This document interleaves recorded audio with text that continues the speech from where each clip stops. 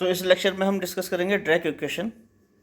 Drag equation हम पहले करवा चुके हैं, लेकिन अब देखेंगे कि ड्रैग इक्वेशन की फॉर्म क्या चेंज हो जाती है जब हम उसे इलेक्ट्रोमैग्नेटिक फील्ड के लिए यूज़ करते हैं। इलेक्ट्रोमैग्नेटिक फील्ड में ए और फाई जो होते हैं वो इलेक्ट्रोमैग्नेटिक वेक्टर होता है, इलेक्ट्रोमैग्नेटिक वेक्टर पोटेंशियल होता है और इलेक्ट्रिक स्केलर पोटेंशियल होता है। यहाँ पे आपको लिखना पड़ेगा, ये जो मैंने ऊपर लिख रखा है ये तो सही है, इलेक्ट्रोमैग्नेटिक वेक्टर, और यहाँ पे एरो लगा के पोटेंशियल यहाँ लिख देते हैं, इलेक्ट्रोमैग्नेटिक वेक्टर पोटेंशियल। एक तो इलेक्ट्रोमैग्नेटिक वेक्टर पोटेंशियल ए होता है और इलेक्ट्रिक स्केलर पोटेंशियल होता है। वैसे ये कौन सा फाई क्या होगा, इलेक्ट्रिक स्केलर पोटेंशियल। ये इसलिए होता है क्योंकि फाई केवल इलेक्ट्रिक फील्ड से रिलेटेड होता है और ए जो होता है इलेक्ट्रिक और मैग्नेटिक दोनों फील्ड से रिलेटेड होता है। इसलिए ए को तो इलेक्ट्रोमैग्नेटिक वेक्टर पोटेंशियल कहते हैं और फाई जो होता है इलेक्ट्रिक स्केलर पोटेंशियल होता है। ए का कर्ल जो है फील्ड देता है, वेक्टर फील्ड देता है, और फाई का ग्रेडियंट वेक्टर फील्ड देता है। आपको पता है कि कर्ल हमेशा वेक्टर क्वांटिटी का लिया जाता है और ग्रेडियंट हमेशा स्केलर क्वांटिटी का लिया जाता है। Curl of A vector quantity is a vector and gradient of a scalar quantity is again a vector. तो मैं ज़रा एक छोटा सा आपको वो दिखाना चाहता हूँ। अभी इसे मिनिमाइज कर देते हैं, एक फ़ोटो दिखाते हैं तुम्हें स्क्रीन पे।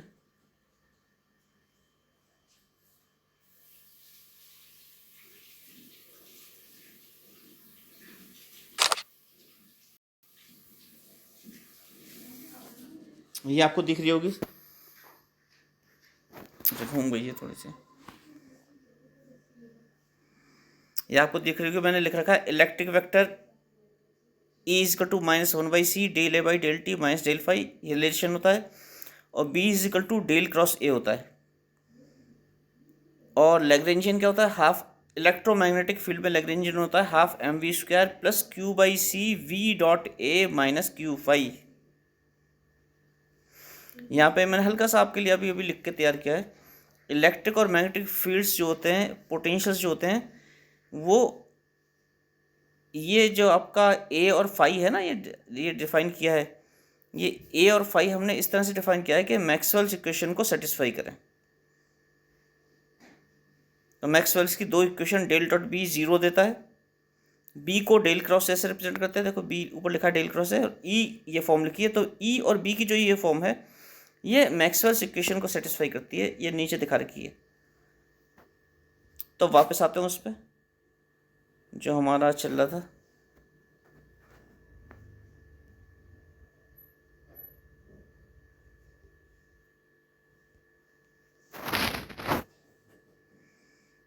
हमारा चल रहा था drag equation in electromagnetic field. तो मैंने आपको इसका लैग्रेंजियन बताया था half mv² plus E/c v.a। तो देखो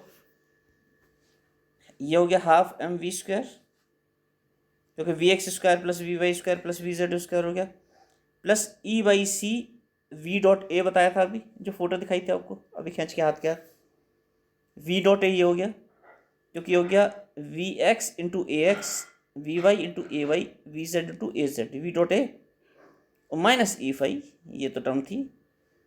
तो ये इस तरह से हो गया। अब इसलिए, और लैग्रेंजियन की आपको इक्वेशन पता है, इक्वेशन ऑफ मोशन। लैग्रेंजियन के फॉर्म में px क्या होता है, px होता है del L by del X dot. तो एल को, जो एल का एक्सप्रेशन है, इसे एक्स डॉट के रेस्पेक्ट में डिफ्रेंशिएट कर दो। एक्स डॉट कहाँ आ रहा है, एक तो फर्स्ट टर्म में आ रहा है एक्स डॉट, एक तो यहाँ आ रहा है हाफ एम एक्स डॉट, एक एक्स डॉट यहाँ आ रहा है। तो जब del L by del X dot करोगे तो पहली टर्म से एम एक्स डॉट आ जाएगा, दूसरी टर्म से E/c एक्स आ जाए ए एक्स आ जाएगा। तो पी एक्स की वैल्यू ये आ गई, इक्वेशन नंबर 2 लिख दिया। सिमिलरली हम पी वाई और पी जेड के लिए भी फाइंड आउट कर सकते हैं रिलेशंस। इसी तरह के रिलेशन आ जाएंगे। ये आ गया पी एक्स इक्वल टू, और इसे हमने कह दिया P X dot P X prime, M X dot को क्या कह दिया पी एक्स प्राइम। तो P X equal to P X prime plus E by C A X हो गया। इसी तरह से पी वाई आ जाएगा P Y equal to P Y prime plus E by C A Y.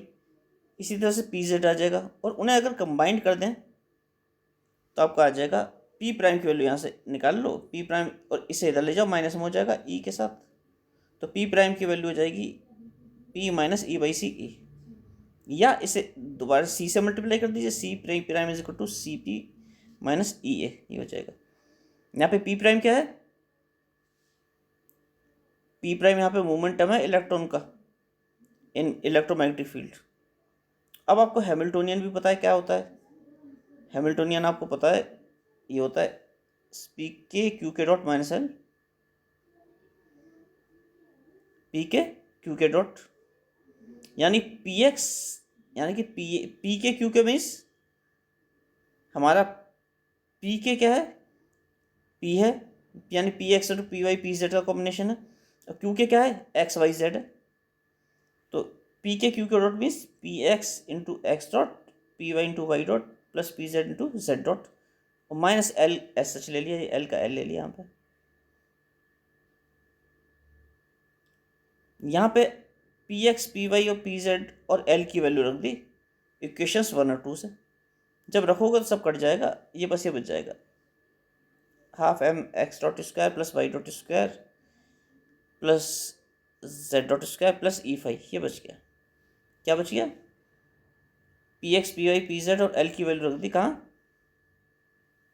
इसमें, मतलब इस वाले पार्ट में, ये रख दी इस वाले पार्ट में। तो आपका ये बच गया जो मैंने रेक्टेंगल लगा दिया था, ये एच की वैल्यू आ गई। ठीक है, इससे थोड़ा सा लेफ्ट राइट में लिया है, तो इस इक्वेशन से ये जो इक्वेशन थी H is equal to this, H is equal to this, इससे आप लिख देंगे this is equal to H minus E phi.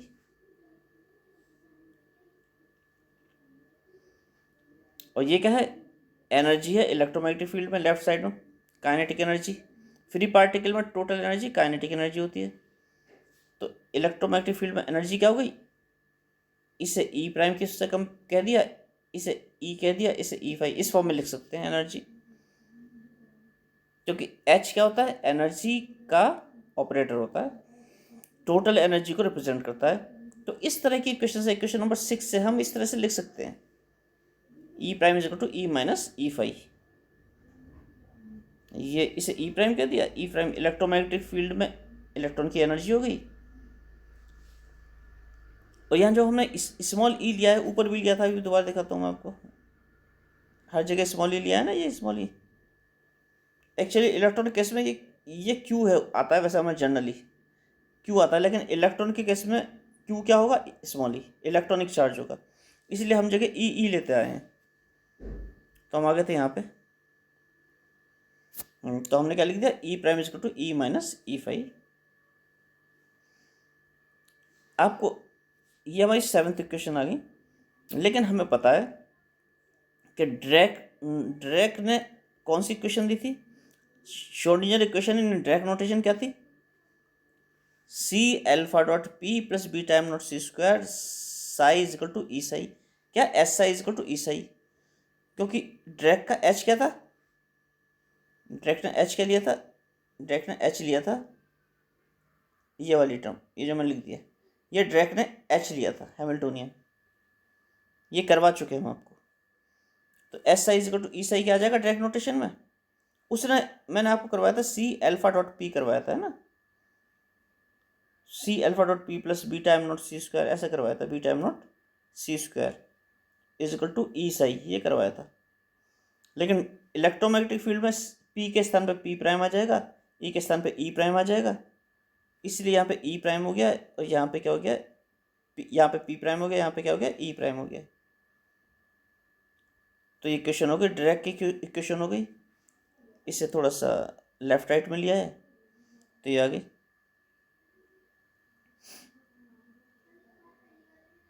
Equation 3 और 7 को इसमें यूज़ कर लीजिए। 3 7 क्या था, 3 में पी प्राइम की वैल्यू थी और 7 में ई प्राइम की वैल्यू है। 7 दिख भी रहा है ऊपर आपको, ये रहा 7, ये रहा E prime is equal to E minus E phi, ये दिख रहा है 7। और 3 का था, ये 3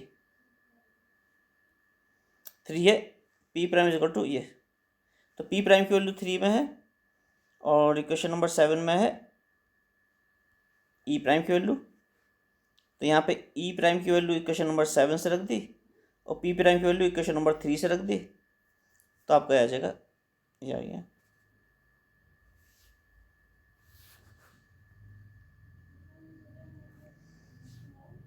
हाँ, इस इक्वेशन में मैं गलत बोल गया, इस इक्वेशन में आपने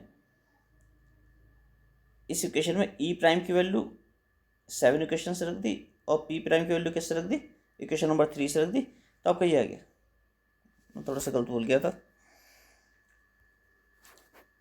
ये आपको पता है यहाँ पे ई और पी जो है इनकी करस्पॉन्डिंग ऑपरेटर्स क्या होते हैं, या पढ़ चुके हैं क्वांटम मैकेनिक्स में। ई का करस्पॉन्डिंग ऑपरेटर ये होता है, पी का corresponding operator minus I H cross del होता है। तो इक्वेशन 8 को अब हम मैथमेटिकल मैनिपुलेशन लगा रहे हैं, इलेक्ट्रोमैग्नेटिक फील्ड में निकालना है डायरेक्ट इक्वेशन। तो मैथमेटिकल मैनिपुलेशन क्या कर रहे हैं, इक्वेशन नंबर 8 को मैं जरा फ्लाइट मोड में लगा दूं जिससे मैसेज ना है। हाँ, इक्वेशन नंबर 8 को, ये जो 8 थी इसे हम किससे मल्टीप्लाई कर रहे हैं, इस क्वांटिटी से मल्टीप्लाई कर रहे हैं। देखो शुरू में सेम है ई माइनस सी फाई, बस आगे की दो टर्म में पॉजिटिव है, यहाँ पे पॉजिटिव लगा दिया और यहाँ पे पॉजिटिव लगा दिया, इससे मल्टीप्लाई कर रहे हैं। और कहाँ से, लेफ्ट साइड से, क्योंकि ऑपरेटर हैं इसीलिए लेफ्ट और राइट मायने रखता है इनमें। तो लेफ्ट साइड से ऑपरेट किया, इसे थोड़ा छोटा कर देते हैं।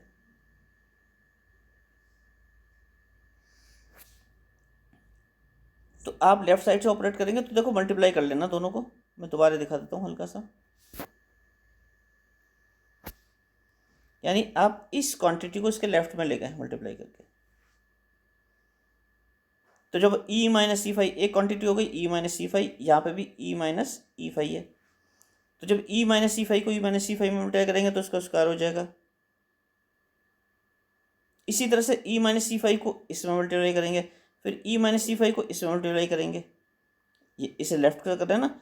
फिर alpha C B minus E ए को ई माइनस ई फाई में मल्टीप्लाई करेंगे, फिर इसे इसमें करेंगे, फिर इसे इसमें करेंगे, 3 3 करेंगे।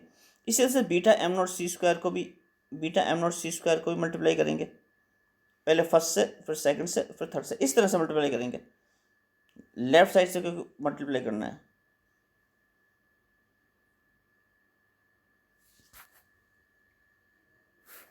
तो अब आगे चलते हैं।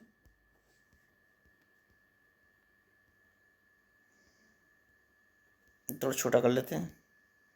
तो इसे जब लेफ्ट साइड से मल्टीप्लाई कर लिया और ओपन कर लिया, काफ़ी सारी टर्म्स कट जाएंगी।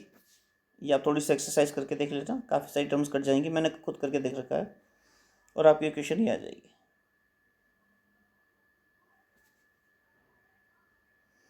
अब हम फिर मैथमेटिकल मैनिपुलेशन करेंगे।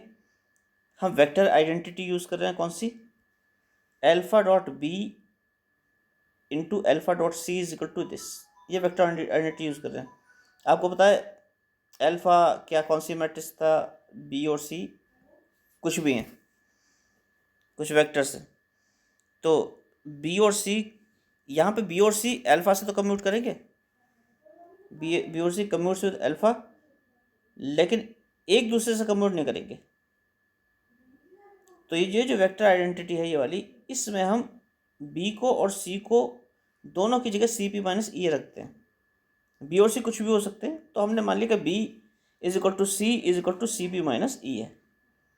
तो जब ये रख लेंगे तो लेफ्ट साइड में क्या आ जाएगा, alpha dot C P minus E A, alpha dot C P minus E A is equal to C P minus E A dot C P minus E A plus I sigma prime dot C P minus E A cross C P minus E A, इस तरह से आ जाएगा। तो ये आ गई equation 11 आ गई, equation number 11।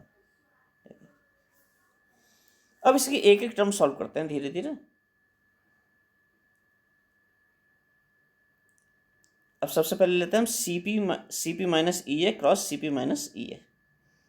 तो सबसे पहले टर्म लेते हैं C P minus E A cross C P minus E A. इसमें भी हम पहले C P cross C P हो जाएगा, फिर सी पी क्रॉस ई हो जाएगा, फिर ई ए क्रॉस सी पी हो जाएगा, फिर ई ए क्रॉस ई ए हो जाएगा, इस तरह से। तो आपको होता है पी क्रॉस पी जीरो होता है, ए क्रॉस ए जीरो होता है। तो कौन सी टर्म बचेंगी? केवल केवल पी क्रॉस ए बचेगी और ए क्रॉस पी बचेगी, ये बचेगी पी क्रॉस ए और ए क्रॉस पी। तो ये बच गई टर्म। अब इसे छोड़ देते हैं, आगे बढ़ते हैं। तो पी क्रॉस ए और ए क्रॉस पी की वैल्यू निकालने के लिए सबसे पहले इसका एक्स कंपोनेंट लेके शुरुआत करते हैं, इजी पड़ेगा आपको। तो पी क्रॉस ए और ए क्रॉस पी का एक्स कंपोनेंट लिया तो क्या आएगा? पी क्रॉस से निकालना बहुत आसान है।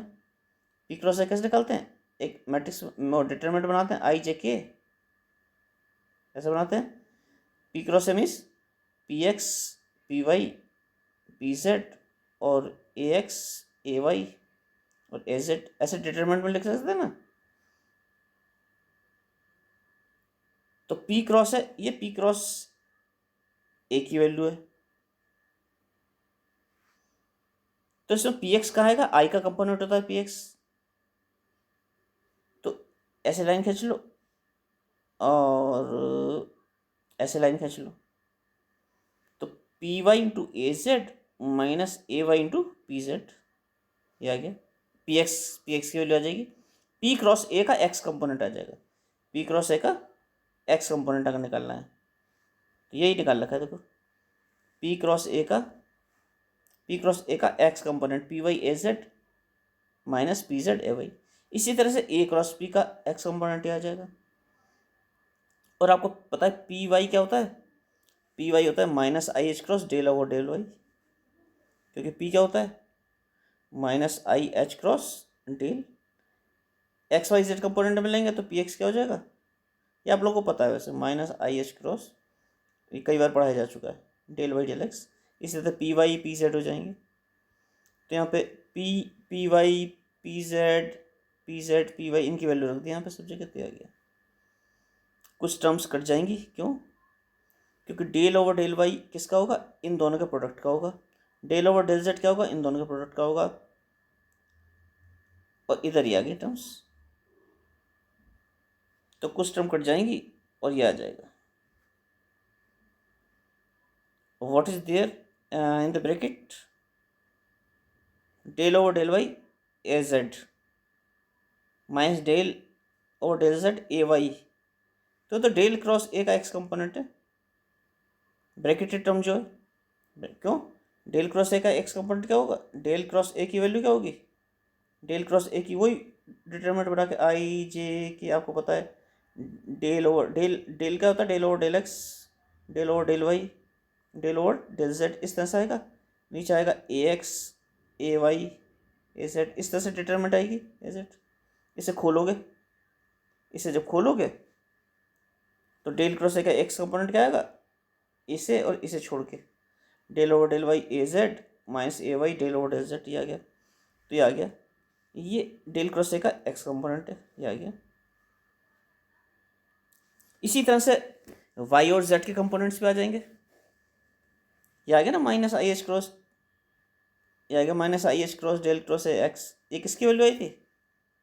ये आई थी P cross A cross P क्या एक्स कंपोनेंट की, ये आ गई थी। इसी तरह से P cross A cross P का वाई कंपोनेंट आ जाएगा, जेड कंपोनेंट आ जाएगा। तीनों को अगर कंबाइंड कर लें तो आप इस फॉर्म में लिख सकते हैं A cross P P cross A is equal to minus I H cross del cross A. इसे फिर इक्वेशन 12 में यूज़ कर लो, जो हमने P cross A cross P की वैल्यू निकाली थी। तो इक्वेशन नंबर 12 में रख दिया। यहाँ आ गया था, ये आ गया था दिस इक्वल टू, आपको था ना माइनस सी इंटू 12, इक्वेशन देख लीजिएगा। यहाँ आ गया था पी क्रॉस ए प्लस ए क्रॉस पी, तो उसकी वैल्यू रख दी यहाँ पे, यानी ये आ गया। इसे इक्वेशन नंबर 16 बता दिया। यहाँ मैंने लिख भी दिया है पी क्रॉस पी और ए क्रॉस ए जीरो होता है।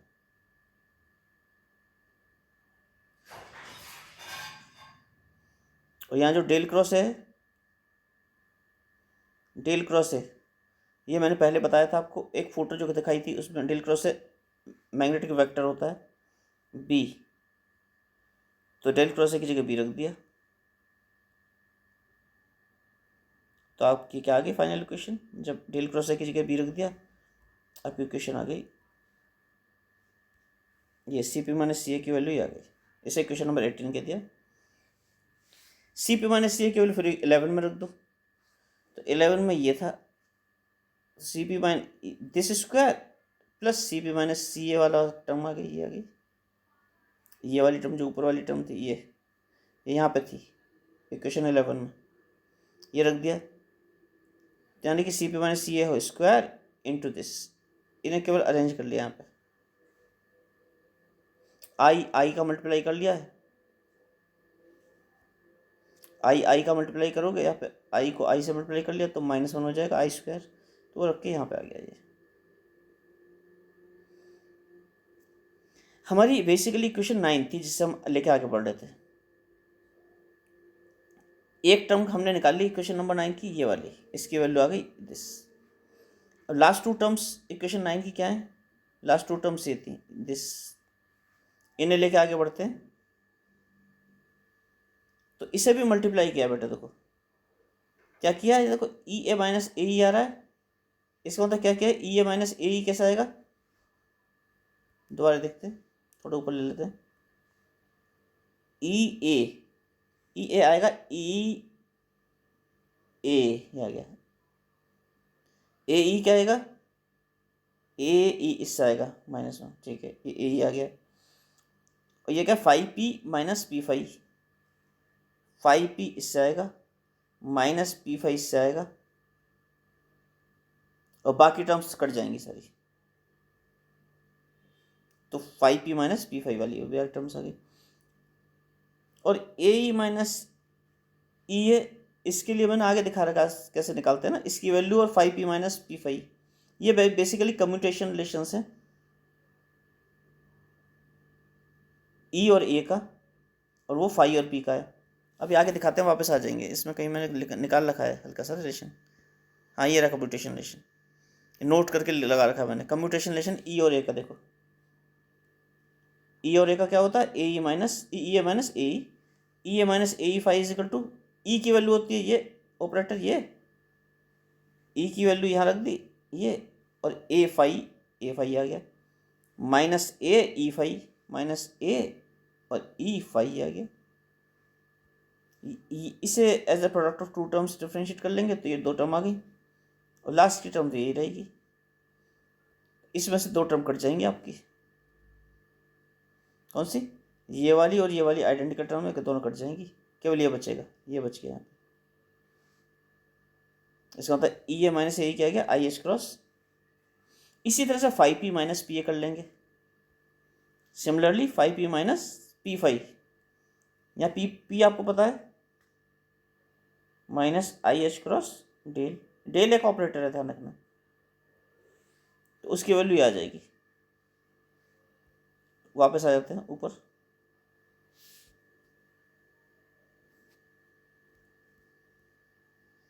कहाँ थे,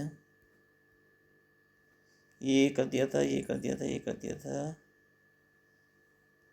ये बता दिया था, हाँ यहाँ आ गए थे, हमने कहा था ई ए माइनस ए ई और 5p माइनस P5 की दोनों की वैल्यूज रख दी जो निकाली है, तो ये आ गया, ये टर्म कॉमन ले ली बाहर, तो ये आ गया, ब्रैकेट टर्म आ गई, और ब्रैकेट टर्म क्या है, ये this is nothing but E electric field, मैंने ऊपर दिखाया था आपको, जो फोटो खींच के दिखाई थी अभी, ये क्या है, ये वाली चीज़ क्या है, ब्रैकेट में जो चीज़ है ये क्या है, ये ई है, इलेक्ट्रिक फील्ड वेक्टर को हम स्केलर पोटेंशियल फाई और वेक्टर पोटेंशियल ए में इस तरह से लिखते हैं, और आपको पता है अगेन ई का ऑपरेटर ये होता है और पी का ऑपरेटर ये होता है, और ई ए माइनस ए और फाई ये मैंने आपको बता ही दिया था निकाल के, ये सब लिख रखा है मैंने ना दोबारा से, कि ई जो है ऐसे डिफाइन होता है। अब हम फाइनली एक एक टर्म की वैल्यू निकाल चुके हैं। कहाँ? इक्वेशन 9 से शुरू किया था, 9 की हम एक एक टर्म लेकर वैल्यू निकाले थे। और किस किस की निकाल ली? एक तो हमने इक्वेशन नंबर 19 में निकाल ली वैल्यू, एक 20 में निकाल ली। तो इक्वेशन 19 और 20 से जो वैल्यू निकाली है वो इक्वेशन नंबर 9 में फिर रख देते हैं। जब इक्वेशन नंबर 9 में रख देंगे तो आपका आ जाएगा this minus this minus this equal to 0। Equation 9 में रख के आ जाएगा। थोड़ी सी रीअरेंज कर लीजिए, ये वाली टर्म यहाँ आ गई, ये वाली टर्म यहाँ आ गई, इस टर्म को यहाँ ले आइए, इस टर्म को यहाँ ले आइए, और ये वाली टर्म यहाँ आ गई। थोड़ा सा रीअरेंजमेंट कर लिया है। अब आपको पता है रिलेटिविस्टिक इक्वेशन में ये होता है E square equal to P square C square plus M naught square C 4। ये रिलेटिविटी में पढ़ाया जाता है, क्वांटम मैकेनिक्स में भी बताया था मैंने आपको। और आपको ये भी बताया था अभी थोड़ी देर पहले कि जो ई होता है वो इलेक्ट्रोमैग्नेटिक फील्ड में ई माइनस ई फाई हो जाता है, पी जो होता है सी पी माइनस ई हो जाता है। तो इलेक्ट्रोमैग्नेटिक फील्ड में इस इक्वेशन को किस तरह से लिखेंगे? ई के स्थान पे लिख देंगे और पी के स्थान पे लिख देंगे। तो इलेक्ट्रोमैग्नेटिक फील्ड में ये वाली इक्वेशन नंबर 22 जो है ये ऐसे लिखी जाएगी 22 ये। और लेकिन हमारी इलेक्ट्रोमैग्नेटिक फील्ड में इलेक्ट्रोमैग्नेटिक फील्ड में आ क्या रही है? हमारी इलेक्ट्रोमैग्नेटिक फील्ड में इक्वेशन ये आ रही है। और किस फॉर्म में होनी चाहिए? लेकिन ऐसे होनी चाहिए। देखो पहली टर्म सेम है, दूसरी टर्म सेम है, तीसरी टर्म सेम है, एक्स्ट्रा 2 टर्म और आ रही हैं इलेक्ट्रोमैग्नेटिक फील्ड में। कौन सी? ये वाली टर्म और ये वाली टर्म, ये 2 एक्स्ट्रा टर्म आ रही हैं।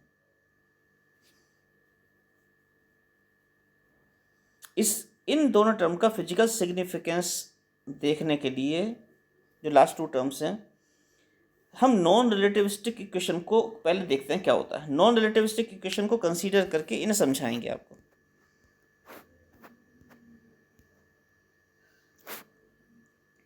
तो हम नॉन रिलेटिविस्टिक लिमिट ले रहे हैं। नॉन रिलेटिविस्टिक लिमिट माने जब सी स्क्वायर की वैल्यू बहुत ज़्यादा होगी as compared to the other terms.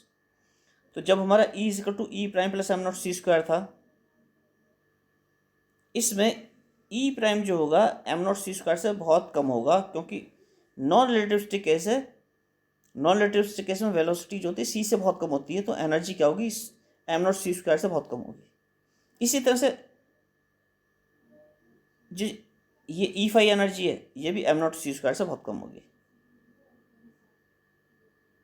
तो जब ये कम होगी तो ई माइनस ई फाई स्क्वायर की वैल्यू निकालो।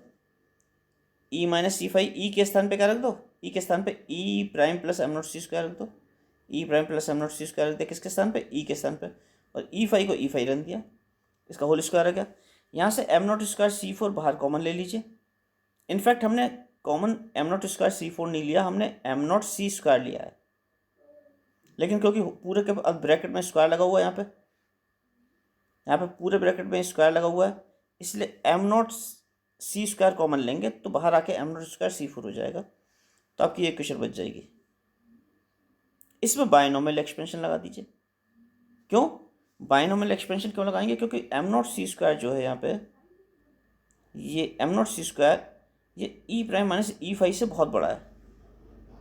ई प्राइम माइनस ई फाई जो टर्म है it is very much less than M naught C square.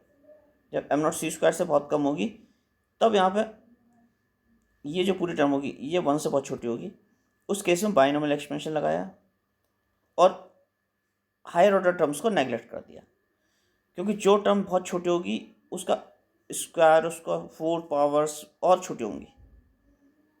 जैसे 1/10 है, 1/10 का स्क्वायर क्या होगा? 1/100, तो और छोटे होंगे ना। तो ये ले लिया। अब इसमें एम नॉट स्क्वायर सी 4 को अंदर मल्टीप्लाई कर दिया तो ये आ गया। इसे फिर रीअरेंज कर दिया तो ये आ गई 23। इस 23 की जो वैल्यू आई है लेफ्ट हैंड साइड की, ये हम 21 में यूज़ कर लेते हैं। तो 23 की वैल्यू 21 में यूज़ कर रहे हैं हम इक्वेशन नंबर 23। तो हमें क्या मिलेगा? यानी ये वाली वैल्यू लेफ्ट हैंड साइड की, ये जो एक्सप्रेशन में आई है ये 23 में यूज़ कर रहे हैं और 21 में यूज़ कर रहे हैं, तो आपका ये आ गया देखो 21 में ये टर्म्स लिखी हुई थी शुरू में, दो दो टर्म लिखे थे, इन दोनों की जगह हमने ये रख दिया और बाकी सब सेम रन दी, बाकी ये थी, ये टर्म्स ऐसी रन दी एज सच।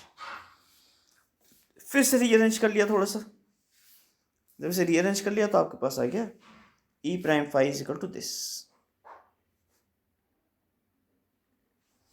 और आपको पता है कि श्रोडिंगर इक्वेशन जो फ्री पार्टिकल के लिए ये होती है, ये इलेक्ट्रोमैग्नेटिक फील्ड में क्या हो जाएगी, ई के स्थान पे ई माइनस ई फाई आ जाएगा और पी इस पी के स्थान पे P minus E A by C आ जाता है। तो ये वाली जो इक्वेशन थी E psi is equal to P square by two M psi, ये हो जाएगी ये वाली E minus E phi psi is equal to 1/2m P minus E square by psi, ये आ जाएगी। यानी इलेक्ट्रोमैग्नेटिक फील्ड में क्या हो गया,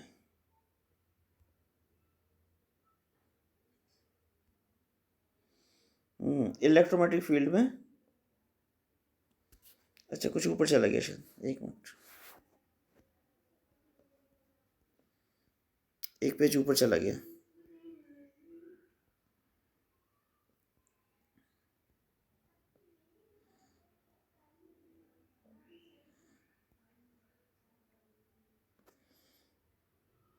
ये हो गया, ये इक्वेशन हमारी आ गई थी और ये वाली इक्वेशन इलेक्ट्रोमैग्नेटिक फील्ड में ऐसे लिखी जाती है, यानी कि कैसे लिखी जाएगी,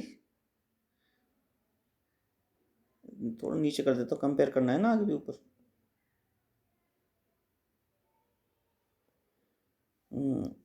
ये वाली इक्वेशन ऐसे लिखी जाएगी, ये इसे हम कंपेयर करने वाले इससे, अभी देखते हैं ये क्या है 25, तो 24 और 25 को कंपेयर कर दीजिए, 24 और 25 को जब कंपेयर करेंगे तो देखेंगे कि लेफ्ट हैंड साइड की टर्म्स में ई प्राइम और ई सिमिलर है,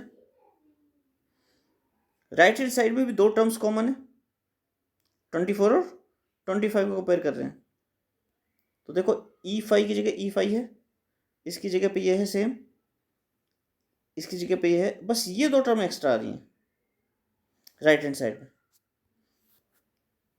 तो मैंने लिख भी दिया है इक्वेशन 24 में टू एडिशनल टर्म्स आ रही हैं, जिसमें क्या आ रहा है, इलेक्ट्रिक फील्ड ई आ रहा है और मैग्नेटिक फील्ड बी आ रहा है। तो ये जो दो टर्म है जिनमें ई और बी आ रहा है, कौन सी टर्म्स हैं, ये वाली और ये वाली, ये इलेक्ट्रिक और ये पहली वाली मैग्नेटिक एनर्जी और दूसरी वाली इलेक्ट्रिक एनर्जी को रिप्रेजेंट करती हैं। यहाँ लिख दिया मैंने, these terms may be interpreted to represent electric energy and magnetic energy। क्यों?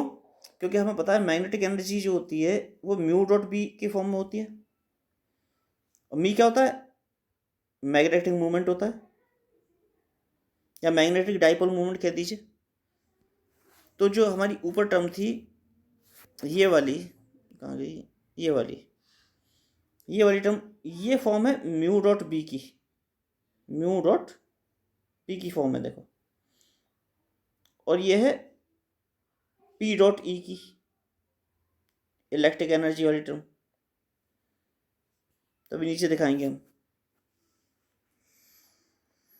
तो इलेक्ट्रिक और मैग्नेटिक एनर्जी को क्या कर रहे हैं, रिप्रेजेंट कर रही है। मैग्नेटिक एनर्जी आपको पता है कि म्यू डॉट बी की फॉर्म में होती है, म्यू डॉट बी होता है जहाँ पे म्यू मैग्नेटिक मूवमेंट होता है, इसलिए हम अगर कंपेयर करें अपनी इक्वेशन को तो हमारे म्यू आ जाएगा ये, इलेक्ट्रिक क्या आ जाएगा, मैग्नेटिक डाइपोल मूवमेंट। इसी तरह से इलेक्ट्रिक डाइपोल मूवमेंट क्या हो जाएगा, electric energy P dot E होती है जो मैंने भी बताई थी। तो लास्ट टर्म जो ई में थी उसे कंपेयर करेंगे तो इलेक्ट्रिक डाइपोल मूवमेंट ये आ जाएगा।